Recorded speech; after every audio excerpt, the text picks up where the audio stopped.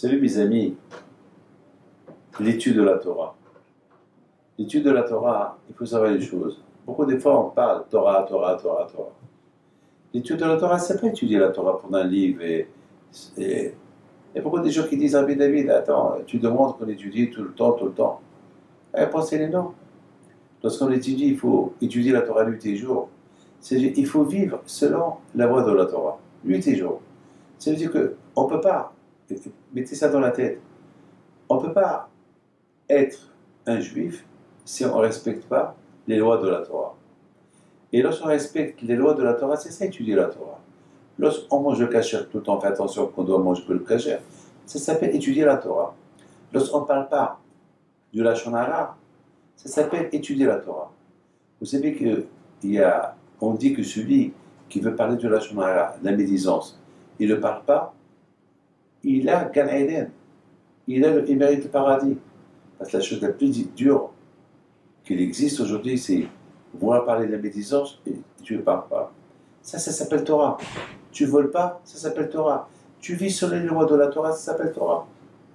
C'est ça l'étude. Lorsqu'on dit il faut étudier la Torah nuit et jour, c'est impossible. On ne peut pas étudier la Torah nuit et jour. Alors comment?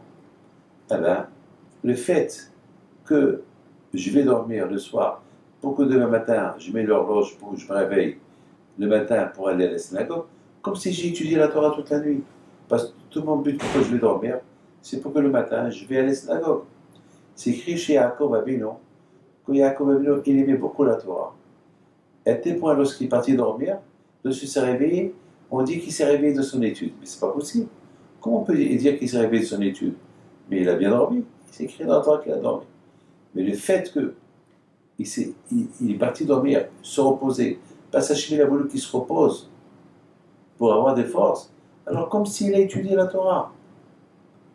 Mes amis, il faut savoir une chose, que lorsqu'Hachem a donné la Torah, tout Am Israël, ils étaient présents. Ceux qui étaient présents à l'époque et ceux qui vont venir jusqu'à la venue de Mashiach. Et chacun, Hachem lui a donné ce que son Dieu de la Torah et les forces qu'il a pour étudier la Torah, pour faire des mitzvot. Parce que les forces à moi, ce n'est pas comme les forces de Rabbi Haim Pinto. Moi, je n'ai pas les mêmes forces que Rabbi Shimon Bar Yochai, mais chacun il a ses forces. Et chacun, comment Hachem lui a donné ses forces. Et on a des forces. Hein. Et si on utilise ces forces pour la religion, pour la Torah, ça s'appelle, par exemple, j'ai envie de voler, j'ai pas d'argent, et j'ai envie de voler pour vivre. Et je me dis, écoute, après je les rends. Eh bien, et je vole pas. Eh bien, le fait que je vole pas, ben, ça s'appelle que j'ai utilisé des forces pour respecter le mitzvah de la Torah. Et c'est comme si j'ai pas volé. Alors, comme si j'ai étudié la Torah.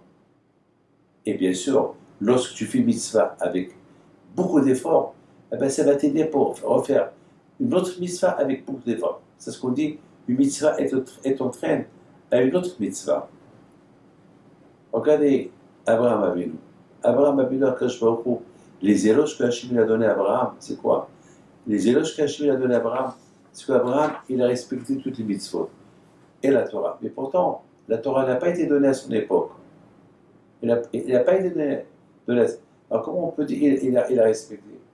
Comment? Mais elle n'a pas été donnée. Mais de là, mes amis, on voit l'amour qu'Abraham Avinu il avait en Akadosh Baruch Hu. Même qu'il n'avait pas besoin de respecter les mitzvot que Hachem va donner à ses enfants plus tard. Mais lui, il les a respectés. Et lui, il les a fait. Et lui, il les a fait avec amour, avec sacrifice, avec tout. Alors, combien on doit apprendre d'Abraham à chercher les mitzvot? Lui, il a cherché à faire les mitzvot avant qu'ils aient été donnés. Donc, aujourd'hui, les mitzvot, ils sont là. On sait qu'ils sont là. On sait qu'ils sont posés sur la table. Pourquoi on ne les fait pas? Pourquoi on ne les fait pas? Fais, et tu vas réussir. Mes amis, chacun de nous, il doit savoir une chose, que après 120 ans, dans l'autre monde, il n'y a que le mitzvot et la Torah qu'on a étudié pendant la vie, et mettez ça dans la tête. Il y a beaucoup de gens, il y a beaucoup de gens qui n'ont pas étudié la Torah dans leur vie, mais ils ont fait des mitzvot.